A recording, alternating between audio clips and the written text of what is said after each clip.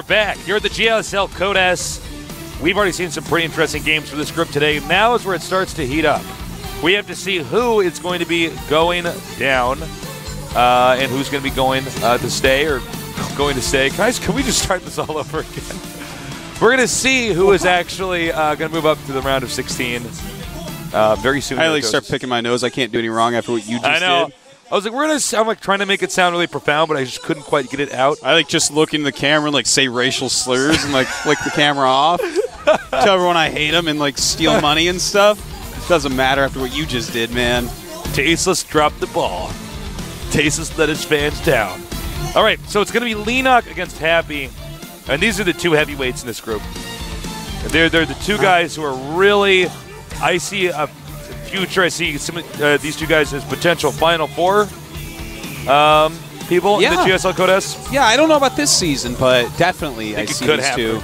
These two are part of the future of this beautiful game that we like to call StarCrafts 2. That's right, man.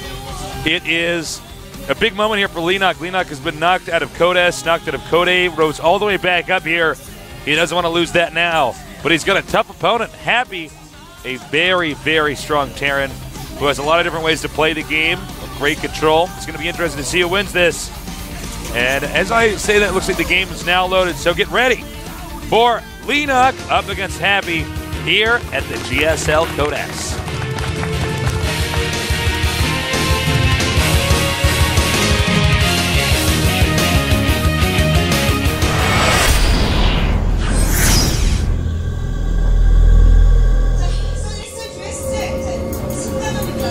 All right, it's on. Over here in the top center starting location, we have a legendary Zerg.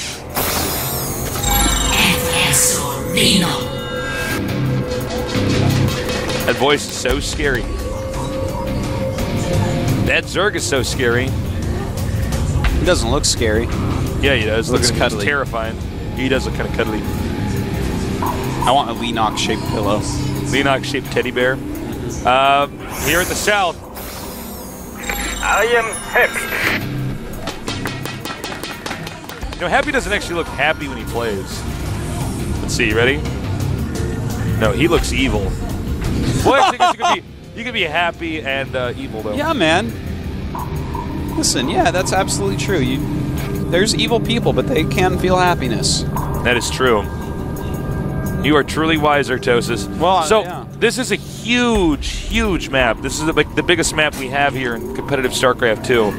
And it's a situation where you never expect to be rushed. We already saw a game where Lucira got rushed pretty hard due to proxy. But in general, Zergs are just always going to go hatchery first because there's a very low chance of an actual rush occurring. Mm-hmm. Well, I think that it looks to me like Happy is going to go ahead and do a Reactor Hellion build again.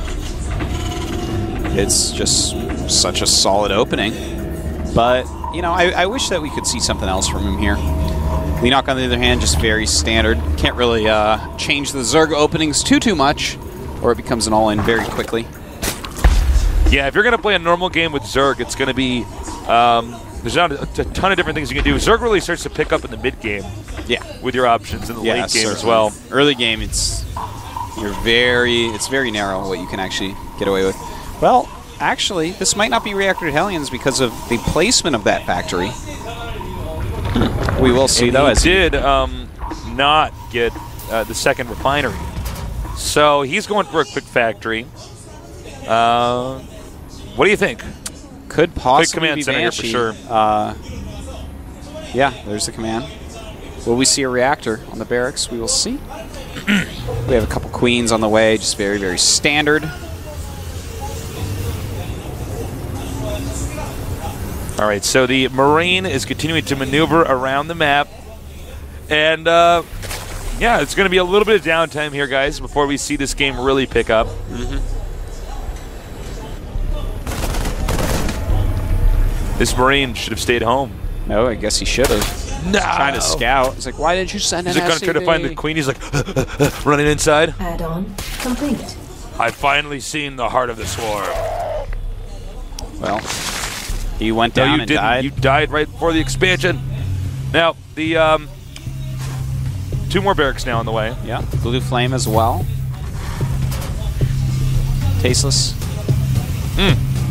So, yes. How are you liking the new patch so far? I like it, actually. I like the Immortal range upgrade. Yeah, that's really nice. Because you know what it does? It's actually changed. The Immortal is no longer like walking like a crab sideways behind my army trying to attack. It actually hits stuff now. It actually hits things, which is quite nice. Yeah. The Stalker blink timing change is quite nice as well. Let's see here. Well, they made the Warp Prisms more accessible now. Yeah. Increasing its hit points. I like it. I mean, obviously, I've been playing like Protoss as of late, so everything that happened on that patch was good for me. Especially that mothership acceleration increase. Yeah. It's pretty sick. Yeah, I haven't been able to make a mothership since the patch has been out. But me either. I think they've changed the way it cloaks stuff when it first pops out, Yeah, too. it's just to prevent the mothership lag. Yeah, because it's like a dead giveaway where you're like, oh. Game lag suddenly like, oh, you have a mothership, huh? Start blind. That's not what I do. I just alt-tab and tab back in, do it 3 times to create lag of my own because I'm a Gosu. Smart guy. I do it in the first 5 minutes, so they're just like, what? You're like really confused. They start to panic. You shoot it like 10 minutes in. You're like, what is going on? What's happening? All right, here come the Hellions now. And I don't know, this defense is pretty good from Leenock. A hatchery, 2 queens, and a spine crawler. That's quite a bit, indeed. Definitely not going to be broken. It's 800 minerals worth of defense there. I would assume they're both going to take their 3rd base pretty quickly here. Yeah, I would definitely say so. Of course, they have to kill the rocks first. That's a little bit annoying, but Leenock is making a nice big round of Zerglings. That will help them against any drops as well. Looks like we are going to see a Blue Flame Hellion plus Marine combo here. And this is interesting because he's so far away from Leenock. Leenock may expect the Terran to just be taking the 3rd right now, and in fact, the drop is about to commence. Leenock, though, does he notice? Actually, he's running his Zerglings out to surround the Blue Flame Hellions, and he does so. Wow. That's actually huge because the Marines are just the setup for the Blue Flame Hellions to get in there. Yeah, exactly. He wants to draw the lings up, but look at that nice positioning. Placement. Yeah, really nice very placement. Nice. But does have to run away. You know, that queen will take down the medevac if it's left there too long. And, wow, I can't believe poor Jack-G there. I mean, not Jack-G, Happy. Losing those Hellions like that, that was really brutal, man. It was. Well, let's see where this game goes from here. You know, the only problem right now is that 3rd base for the Terrans still not even the orbital being made yet, despite the fact that it's clear that there's no way that Leenock is going to be attacking anytime soon here. I do like this, though, the Viking coming out here for the Terran, trying to drive out all the Overlords. But if you notice, actually, on the minimap, he's actually in a defensive mode here with all of his Overlords. Yeah. There's hardly any out on the map. You know, I like how Leenock's playing it right now. He's playing very solidly, but it's such a smart idea to get 1 Viking out and just clear the Overlords so that your drops later will work better. And, I mean, you kill a few Overlords, it's completely worth it. You can bring that Viking back home and have it kind of be like a mobile turret of types. Doesn't do a lot of damage, but it's he is going to get this 1 Overlord. I'm in a heap of trouble. All right. You are in a heap of trouble. Uh-oh. He's running. He will manage to get away. Very nice. It's interesting to see that Leenock, unlike every other Zerg we've seen, electing to not spread his Overlords out. I guess this is much more common on the Korean server to get that Viking out and kill off Overlords. Leenock says, well, I'm not going to bother dealing with that. Because most of the good Zerg players, what they do, guys, is they park the Overlords on the corners of the map where it's only space. And that way you can always see if a medevac is coming. Yep. Well, 3rd and 4th base going up for Leenock at similar times, and a move out here by Happy. Pressure. I don't think this is actually going to be a full-on push. Yeah, no, I don't think it can be. 34 more Lings on the way. He already has +1 carapace, and he could flank this Tasteless. This is getting a little bit dangerous if he can kill off this army. But in fact, looks like he wants to go for a counterattack.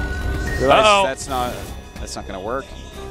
Yep, with Happy's nice wall in there, no way he's going to be able to get inside of there. Now, if he hits a flank perfectly here. But is it going to happen? No. They definitely will lose that. Well, the Zerglings couldn't get up there in time. Oh, wow, the Hellion died to tank slash and broodling attacks. Only 3 siege tanks in here. The question now is, can Happy get back home in one piece? Or is this little army of Happys never going to see home again? Well, he's not unsieging. This is pretty dangerous, man. If Leenock just gets a few more units, he's waiting for these 13 meters to hatch, and then he's going to go for it. Leenock being very careful not to overextend any of his Zerglings right now.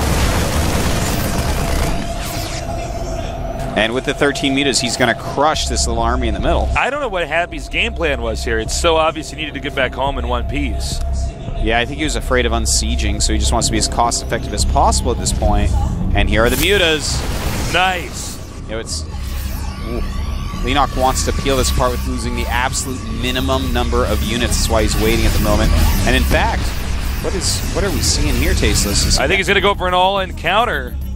That would be such a bad idea. Yeah. That's like just such a terrible idea. I hope not. I hope that's not what he's planning. But he is going after the third base. Uh-oh, losing a lot of Mutalisks there. About 3. It could be a lot sometimes. Oh, yeah. 3 meters is a lot of meters. Okay. Rain stimming. But the Zerg pulls out just in time. That is going to really drain the energy on those medevacs. The army is still stranded, Tasteless, and you know, +1 Mutalisk attack just finished. His Mutt-Mutts are gonna putt even better. Mutt-Mutts? Yeah. And oh, look at this! Good thing! Oh, beautiful! Nice. You know what I would do right now is actually just crush this army. This army is like ready for the crushing. That got good siege upgrades. tank was actually the one siege tank that was really making that really scary because it was tucked away. Nice. And look at that! Loses 1 muta, but does take down another one. And you know, he's actually just going to wait. He is so patient. And here we go. This is going to be easy for him to clean up from here. Losing some Zerglings, but that's going to be just about it. Everything else will go down. That is all that's left of Happy's army is a trail of blood. Now we're going to have a medevac drop. Remember, Leenock did not spread out his overlords, so this drop will actually have the element of surprise on his side. Yes, it will. And his mutas, how far away are they? They're very far away right now, so it's going to make it a little bit harder to clean it up when it does come. But he stopped the drop right now in the top right of the map. In fact, I can't even see it on the mini-map. It's insane. Yeah, that actually doesn't show up on the mini-map. You guys can't see it either. Upper right-hand corner, there's a medevac up there. Yeah. All the way in the upper right-hand corner, like as far as... It's actually where the end of space is. Did you know that, Artosis? Space does have an ending. It has an ending. That's right where it is. We're going to have to wait for the universe to continue to expand. Yeah. Perhaps one day it will contract. Yeah. Perhaps it is a pulsating hypersphere. Who knows? Who knows? All right, this is very interesting because I've never seen a Terran player push out, hold that position, not reinforce either. You know, and just hold it. It certainly... Leenock sat around on 3 base for quite a while because of it. So, oh, look at this. Burrowing beautifully. Oh, my God. Oh, my God. Careful, careful, careful, careful, careful. Oh! Nicely done right there.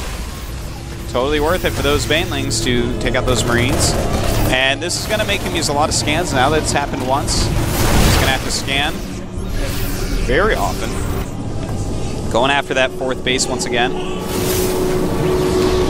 Counterattack.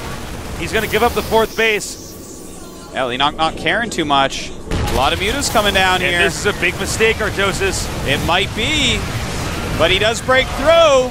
What kind of damage can he actually do here? This is a lot of Mutalisks. Once he eliminates all these Marines, the mutas are going to have free reign. And even though he loses that 4th base, he's just got to be careful. Up at the top, he's baited in about a third of all the Zerglings that were up there before a little bit sloppy. I don't think Happy's army can be stopped. It might not. I think it's just too strong. He's going to get in there. He's going to destroy the expansion. And that could be GG. The Mutalisks are really far away from home. They're not dealing damage to Happy's base anymore. Well, a lot of this, I think, will come down to the Banelings. 9 more mutas are on the way as well. Wow, that's going to be a lot of Mutalisks. That's going to bring him up to 21. And there are 4 tanks, 2 Thors here, so... The Spine Crawler goes down. The Queen is soon to be taken out as well. As she backs off. Going after that Greater Spire. Leenock cannot lose that Greater Spire as it he needs that Greater Spire so badly. And is Leenock just going to go for it? I guess so. Deciding that now is the time. Mutalist he just count. burrowed those in the middle of a battle. I actually don't understand. What? Losing He burrowed 7 those. mutas. Oh, Oh, that's good. Oh my god. I kind of like that actually. Well, now Well, that he except for didn't that whole donate he's going to detonated. lose part. But Well, watch this. If the Marines run back, which I guess they won't, but more Marines are incoming. okay. Well, Well, he's dead, I think. There's too many Marines here. Leenock with a bad counterattack, with bad defense in his main expansion. You know he's looking at those Mutalists right now. They're right over that. But GG. Well, that was a disappointing game from Leenock. you know, I really like some of the things he did, but Happy was too strong despite that push. Getting destroyed pretty cost efficiently. You know, he denied the fourth, really slowed it down, and came out with a very punctual timing. Great usage of the word punctual, Artosis. It was right on time. It was. Exactly how you want your timings. Yeah, man. Well, you can see Leenock, I think he was too dependent on counterattacks when that was never actually an option to begin with.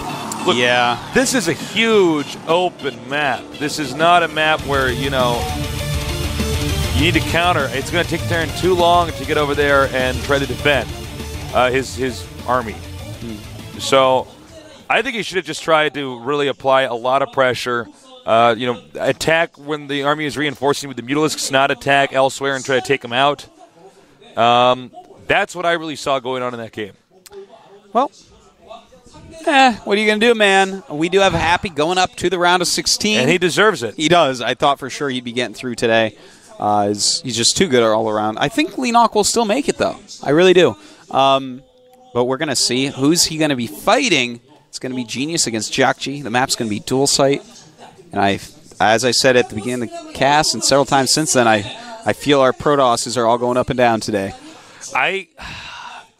Sometimes Genius manages to make it, but you know he's always been, you know, hanging on by a thread. Well, it's time to clean out the old Protosses and bring in the new. You know, a lot of Protosses made it into up and down from Code A. Players like Sage and Oz and JYP, really great Protosses that are leading the charge in the new Protoss play. And then we have these older Protosses that are using dated strategies and executing them not perfectly, players like Genius and Hongun. And, you know, it's time to swap them. I agree. You're absolutely correct. So when our Korean commentators are ready, we're going to go to introduce our players here.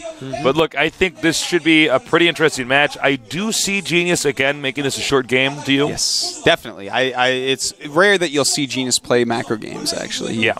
The last we did cast him doing that in the MVP game. But what happened was he just... Ghosts came and EMP'd his army, and he's like, oh, no, shields and energy are good. My bad, and he lost the game. Oh, my God, that one on Terminus. Don't even get me started on that. He's like, well... Charge and Storm. Well, Storm is almost done. I have force fields. I can stop him from attacking me. Or, against Ghosts, I can just walk back into a corner where my Zealots can't even get out. Yeah, it was like... That was a great idea. I was like, oh, well, this is basically... If I had introduced to somebody what EMP can do, this would be the game to do it. But it's like a year later and you allowed that to happen. Well, let's see. Our map is dual site. Genius has a lot more experience than Jakji. He knows how to, you know, kill people. And sometimes experience is the real kingmaker. Yeah. In a game like StarCraft 2. Sometimes it is the real kingmaker. It's the kingmaker, man. That's a great way for me to describe that. You gave me this grin like taste. I can't believe you did that. Well, you better believe it, Artosis. I believe it. I mix up my speech, my little phrases every once in a while. All right. Who will win? Genius or Jakji? We're going to find out momentarily now as the game is loaded in this pivotal Code S match here at the GSL Code S. That's redundant. All right, let's go.